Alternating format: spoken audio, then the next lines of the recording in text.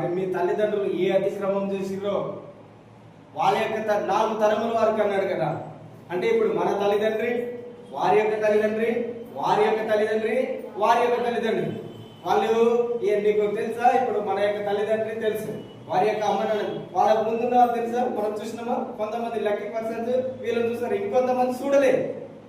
వాళ్ళు ఏ తప్పు చేసిరో, ఏ విగ్రహారాధన చేసిరో, ఏ అబద్ధములు చెప్పిరో, ఏ సయ్యను దూషించిరేమో, ఏ నరహత్య చేసిరేమో, ఎవరినైనా హింసించిరేమో, వ్యభిచారం చేసిరేమో, దొంగతనం చేసిరేమో, ఎవరికి తెలుసు? నీకు తెలుసా? నాకు తెలుసా? తెలియదు. కానీ ఎవరికి తెలుసు? అన్ని దేవునికి.